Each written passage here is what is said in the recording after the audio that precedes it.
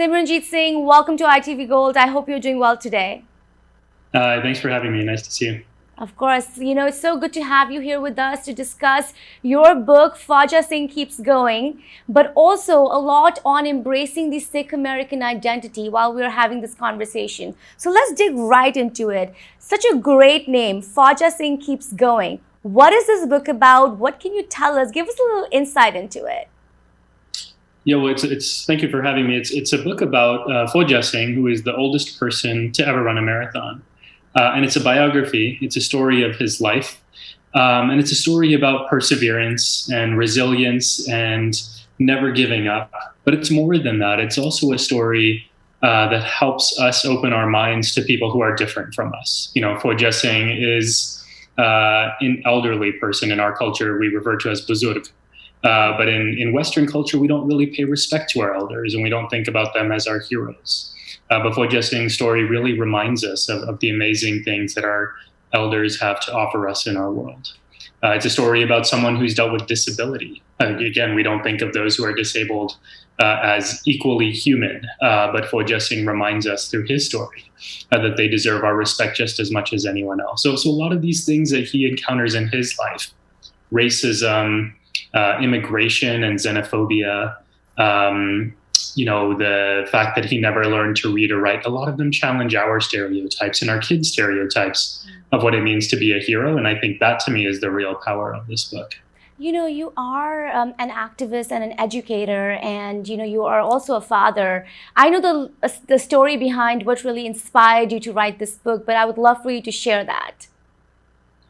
Yeah, sure. So, I grew up in Texas, and there were no Sikhs or Punjabis or Desis anywhere, anywhere where we lived.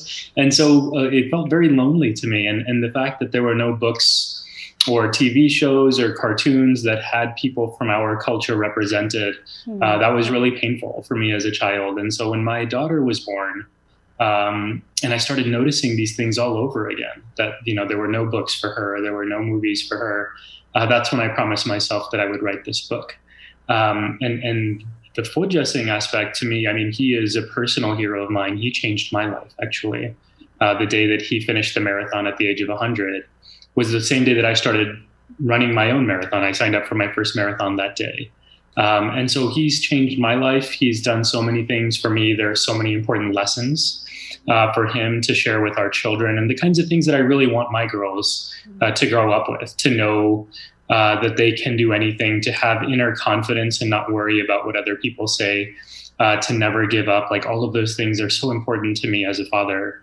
And I think a lot of parents are looking for those kinds of lessons. Let me ask you that, Simranji, just a quick follow-up to that. What does it do to a child when they do not see themselves represented in children's book, according to you?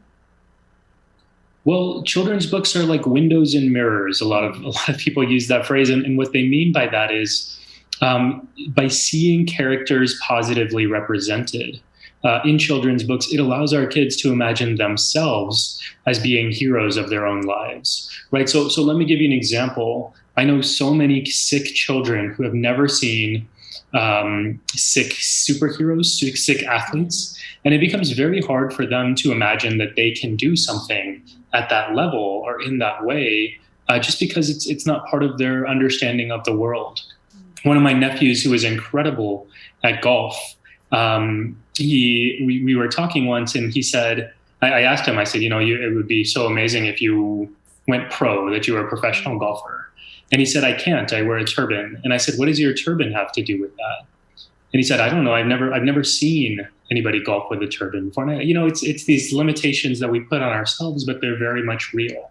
And so to help kids open up their imaginations and to see themselves, it creates real confidence and pride in who they are, and it instills real confidence. Are you trying to perhaps normalize Sikh Americans into just the greater community, or, give us a Sikh hero, which is, which any hero could have a part of your book. It could have been any person, but you chose to have a Sikh American being represented, or a Sikh being represented. Was it an attempt to normalize it? Yeah, exactly. I mean, by normalize, what I mean to do is really to help people become familiar with people that they perceive as being so different, right? Like part of the goal here is to help people connect with the humanity of people who seem different, but are actually at the end of the day equally human, right? And so a lot of that work, and what I've learned through my world and through my work as an activist, is that the real impact happens at a storytelling level when you can help people. When you can help people connect with your story, then you have effectively helped them see your humanity, right? Like if they can really connect with your story, and that's what Fauja Singh's story allows people to do. It enables them to really invest in just a good, inspiring, beautiful story of this incredible human being. And while you're taking them through that journey, they're learning to connect with his humanity. And then when they see a Sikh on the street, or even anyone who looks different on the street, somebody with a disability, somebody who's elderly, that will have a psychological impact in how they perceive those people and treat those people. Definitely. Simran Jeet, what was the process of writing this book? And I know you have a major publisher for the book as well. I would love to know what your relationship with them is. But how did you really break down this book into educating, but still keeping it easy enough for children to understand? Well, it's a great question. It's hard to do. It's really hard to strike that balance. You know, I'm an educator and a professor by training, and so I was tempted to explain and lecture through the whole book. But part of what makes art beautiful is when you don't explain and you let the reader or let the viewer really enter into the story for themselves and ask their own questions. And so that's what we've tried to do in this book. We don't tell kids how to think, but we just raise issues and aspects of life that they don't often encounter. And that's been really powerful. In terms of writing, it was a long process. I started 4 years ago. Wow. I met Fauja Singh in 2016. He was in New York for a race. He was a celebrity guest in New York City. And my daughter was born that year, and I took her with me to go meet him. And we sat in the living room of Tin Uncle's home. He's another runner based in Queens. We sat in the living room, and Fauja Singh and I just talked for 2 hours or so. And he held my daughter in his arms the whole time we were talking. And I remember thinking, I wish he could absorb all the wisdom that he's sharing. And that's when I realized that I could write this book. So that's part of the process. The inspiration really came in that moment. But the writing process was long. It took me a few years to get the story right. I had lots of help. I had an agent, Tanushree Prasanna, who helped me think through the story and revise it and rewrite it a few times. And then we took it to a wonderful editor at Penguin Random House named Namrata Tripathi. And she took the story, she accepted our proposal, and she worked with me then to really develop the arc, how to help people connect with the part of the story that's set in Punjab, the part of the story that's set in the UK. There's some in Canada and the US, as Fauja Singh's travel with his races. And so it was a lot of work just in terms of getting the story right and the arc right. But yeah, I'm really happy with how it turned out. When you are writing basically a biography on someone's life, what are the biggest challenges that you face in keeping the story authentic, but then also teaching a lesson through the story? That's a really good question. I think so. To me, because I have such a personal relationship to Fauja Singh, I really wanted to keep the story authentic, and also I wanted to highlight the things about his life that he felt were the most important, the parts of the story that he wanted to tell. And so I actually kept him in the loop as we were writing the book. And he doesn't read or write English, but we would translate it for him into Punjabi, and he would sort of offer some of the feedback that he had in terms of, I wish you would say it this way instead of that way, or I wish you would include this part of the story or take this part out. And so we respected and honored that because it's his story. The other part of the story that was really challenging was to think about the aspects of his life that were early on. I mean, that was 100 years ago, more than 100 years ago now. 1911, he was born. Wow. This is pre-partition. It's still colonial India, colonial Punjab. And it took quite a bit of research, both from my part and from the illustrator's part, to try and find an accurate portrayal of what life was like then, both for him personally, but also in the broader context of Punjab. And so that took quite a bit of work, but it was really fun. I'm a historian by training. I'm a nerd. I like learning. And so I really enjoy getting to research those aspects.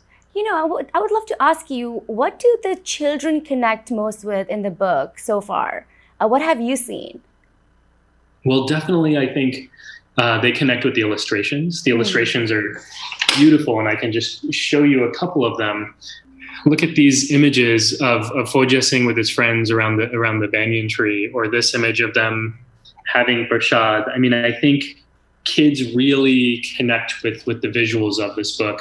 And especially at Fauja's younger age, when he's a child and he's, getting his hair done from his mother, or when he's doing his daughter's kutta, right? Like that's a really resonant moment for kids. I think what they also really love is the complexity of the story. And this is not something that I was sure would land as well as it has. Most books like this will basically have one challenge, and then the main character overcomes it, and then life is perfect after that, right? And that's how a story is typically told.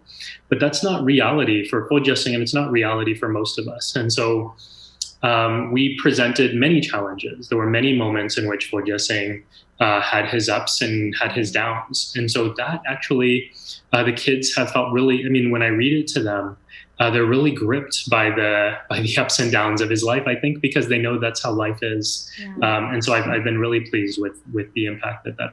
What kind of questions do they ask you after the book or during the book? Great question. I think so. A lot of questions come around his Sikh identity. So kids are really intrigued because, again, especially kids who are not Punjabi or Sikh by background, they've never experienced a story like this. They've never had access to these insights. And so they want to know immediately, why does he wear a turban? What does that mean for him? Who started doing that, and who else does that? Like those kinds of questions. And I think that's part of what's so beautiful to me about the way this story has been illustrated. Built into the illustrations, there are moments in which, for example, he's tying his turban. Wow. Right? Like for me and Baljinder, the illustrator, we don't want his Sikh identity to be erased. We don't want it to be a mystery. We want it to open up questions and opportunities for kids. And so for that to be something that kids really ask about and are excited about, that's been really meaningful to me.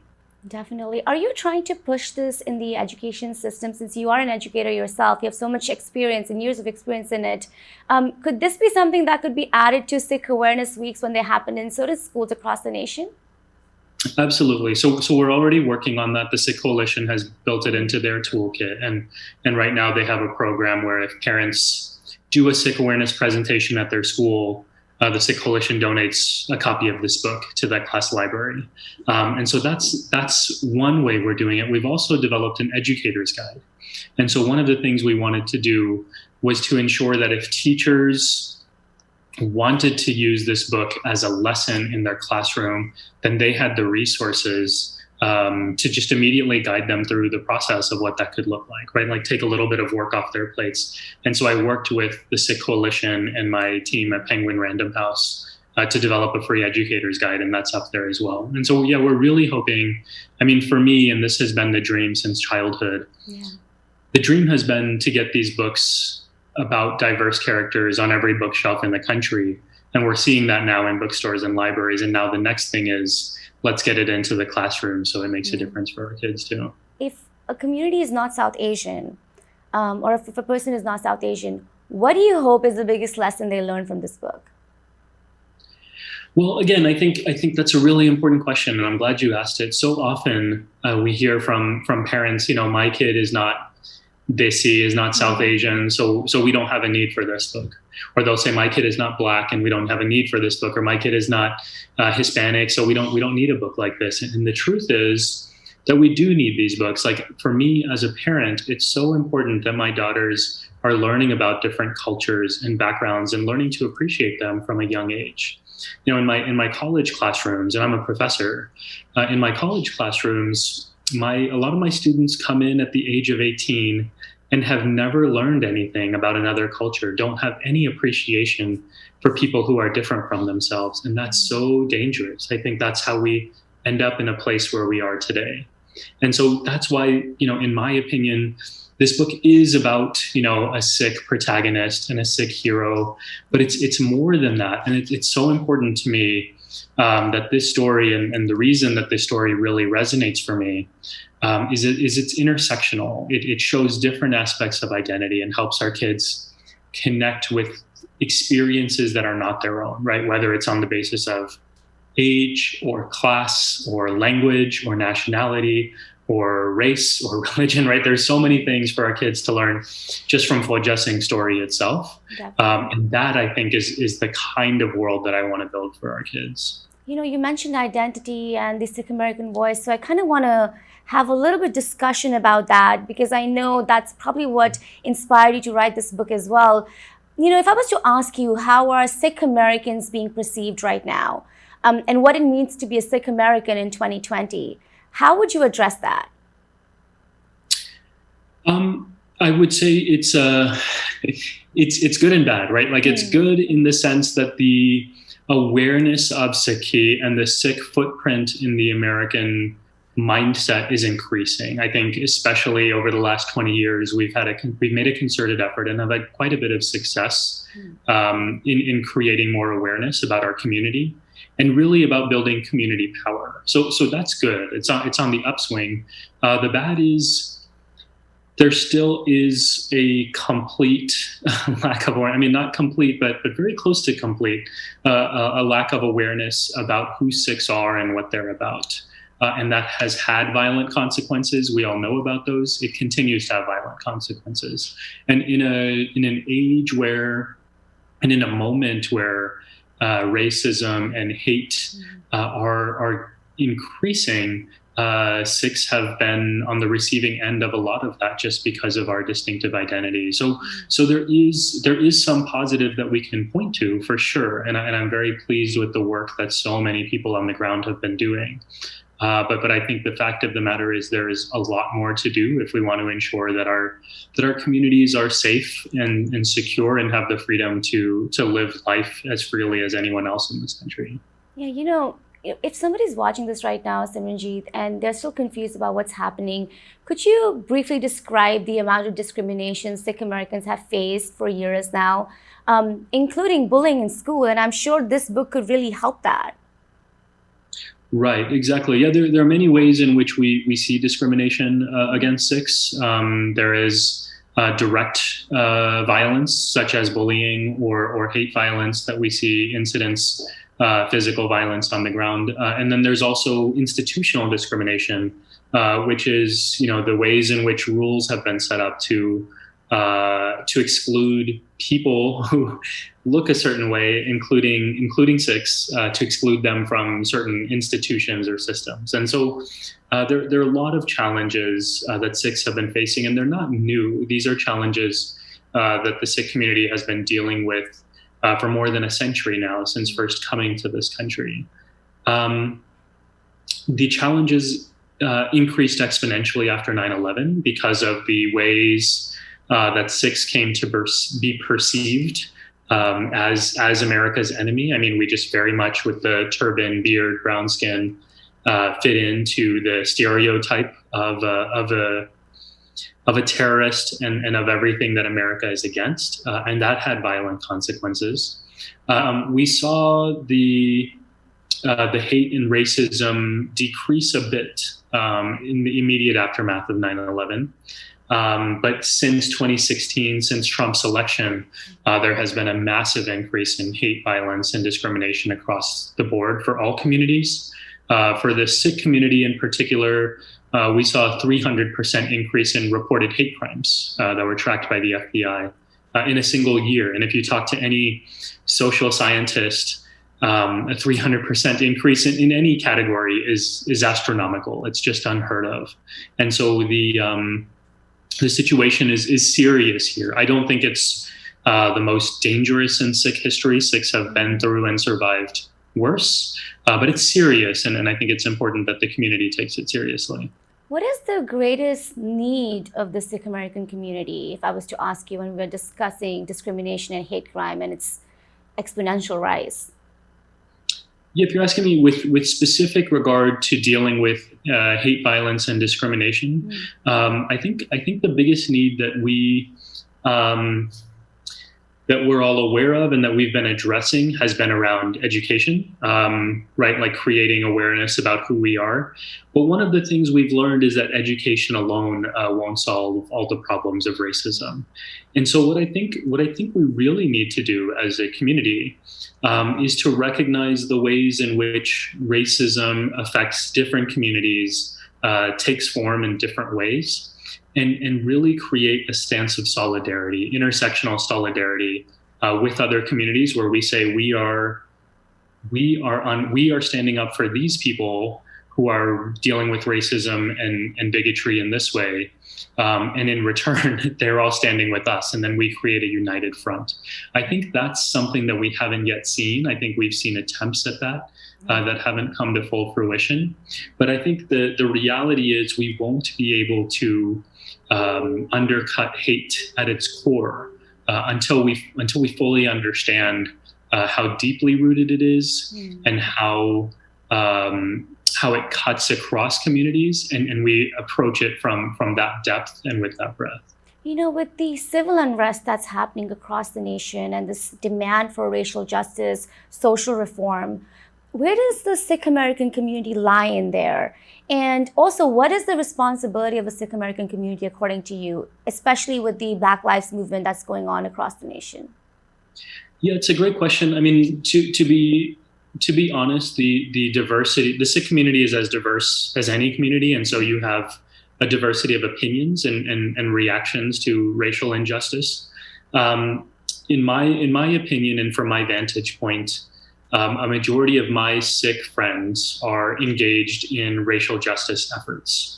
And if they're not as engaged as I am, they're still, well, let me say it this way. They're engaged and they're invested, and they are expressing that in whatever ways they can. And some people are showing up to marches, some are serving langar, some are voicing it and writing online.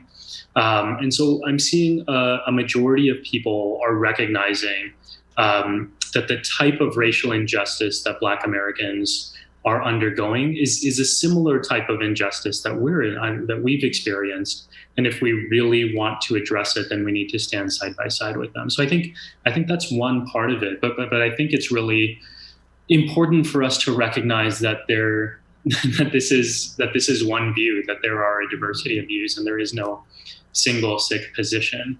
I think if I draw from our traditions and from Sikh history and from Sikh teachings, there's no doubt in my mind that Sikhi teaches us to live with equality, to promote equality, to work for equality. And in a world where there are so many deep inequalities for people of all backgrounds, that we have a moral responsibility as Sikhs to address those issues. That's what our gurus did within their lives, and that's what we're taught to do as well. And so people may interpret that in different ways. Sikhs may see things differently based on how they view politics, but I don't think there's a question when it comes to Sikhism that there is an obligation for all Sikhs to live and work for justice at all times. You know, I must ask you this, and this is truly just your personal opinion. How do you think this current administration and President Trump is treating communities of color? How do you think that entire process has been for the last 4 years? Oh yeah, if it's my personal opinion, I won't pull any punches. I'll say it's been horrible. I think they've disenfranchised communities that have already been disenfranchised. They've made things worse across the board.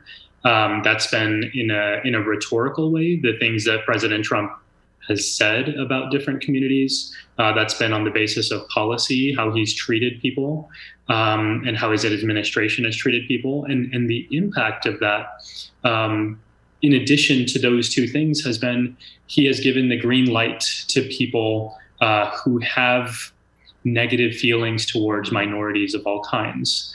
He's given them the green light to act on those feelings. And so we're seeing this rise in hate as a part of that. And it's being modeled from the top. And so, yeah, it's been an incredibly painful 4 years for people of color and people of all marginalized backgrounds. What are your expectations from these elections? And, how important do you think it is for the South Asian community in its entirety to come out and vote? So my expectation is that the country, and my hope is that the country will recognize how poor of a job President Trump has done the past 4 years, how he has failed the American public and the American nation, and that people will rally around Joe Biden and Kamala Harris to offer a new presidency and a new way forward. I think it's critically important that South Asians show up and vote with their values. I think it's so easy for us to vote with our pocketbooks, and as a community with so much wealth, we are often drawn to doing what's in our own best interest. But sometimes, and in this case especially, voting in what we perceive as our personal best interests is not actually in the best interest of our communities and our families. If we really care that our families and our communities have the best opportunities for a good life here in America, we have to find a way in which they have equal opportunity. And that's not happening with President Trump now, and it's not happening in the next 4 years. Simran Jeet, in your personal opinion, describe to me what a Sikh is. That's a good question. A Sikh, without getting too definitional, because that's my temptation as a professor, a Sikh is someone who, as we learn from its Sanskrit root, a Sikh is someone who is constantly learning. And what that means to me is someone who has humility, someone who recognizes that they don't know everything, that there's always room for growth. Being constantly engaged in learning means that you have a love for life, that you have a zest for life, and that you appreciate the gifts you've been given, and you're living in awe and wonderment with everything around you. Being someone who's constantly learning means feeling connected to the world around you, and I think that's a really important part of Sikh teaching. The very first term we learn is ikonkar, this idea of interconnectedness. Everything is one. And so being a Sikh is all of those things. And at the end of the day, as we learn from Guru Nanak Sahib, being a Sikh also means that you are committed to justice. We talk a lot about seva. We teach seva. We've been teaching it to our girls from the outset.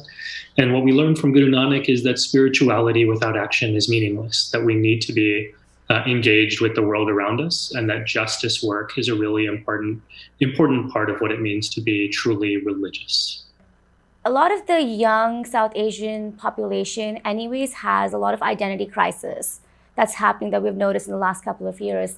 How do you address that identity crisis when it comes to articles of faith for young Sikh American children? If they are deciding between keeping them or not, how do you sort of, discuss that with them? Yeah, well, it depends on the moment and the situation. Every situation is different. I think, some of my friends who have decided to stop wearing the turban have done so out of pressures of racism, feeling like they could fit in better.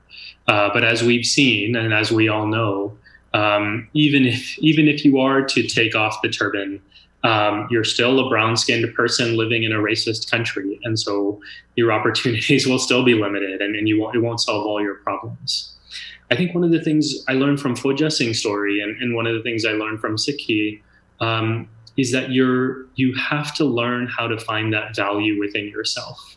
If you are constantly looking for other people to validate you, then you'll never be happy. You'll never find happiness in your life, and this is part of what Sikhi teaches us. The other thing I'll say is that I have personally found immense value in in being physically identifiable, like being out there in public. And the reason is every single day when I go out in public, knowing that I am serving as an ambassador for my community means that I'm constantly pushing myself to make the right decision when I'm in public.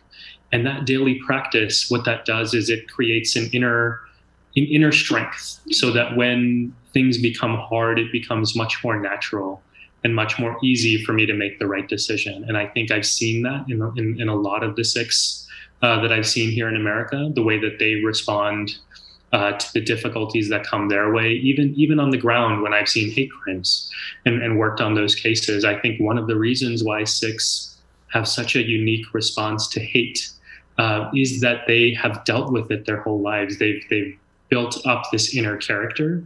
And this is something we see going back to the Guru's times, that this is something they were able to do, and it's something that we're able to do because of our unique identity. You know, we're almost to a close of the interview, but I just have 2 questions left for you. When you look at your children, or, you know, the children that are growing up here, Sikh Americans, and you look at a story like Fauja Singh, you know, something that's trying to normalize the Sikh American identity even more, what are your hopes for them? And what do you wish happens that you didn't see when you were growing up? Yeah, well, this might be a funny way of saying what my hope will be, but my hope is that at some point, we become so used to seeing stories like this that it's not newsworthy anymore, that it's not exciting to us, right? Like, imagine living in a world where we have so many diverse stories for people of all backgrounds, that my own kids are no longer picking up a book with a Sardar on it and being excited, right? Because they just have so many of them. I think that, to me, is the goal. That's what I think. That's what you're talking about, when you're saying normalize. Let's normalize it. Let's make this so normal for our kids that this is something that doesn't even, you know, cause a stir. It's just something that we take for granted. I wouldn't want us to take it for granted, but that's the point at which I would like us to get. And, you know, you've been published in so many places. The book is getting appreciated in all platforms. What do you have to say about that and the positive reaction you've gotten? Oh, thank you. I mean, so for me, the real goal here has been to prove to the world that these stories do resonate with people. You know, when I was a kid, and even now, I've been told over and over again, there's no market for books like this. People would never buy them. People don't relate to stories who look so different from us. People like Fauja Singh is too foreign. He's an immigrant. He's, you know, he wears a turban. He doesn't look like an American.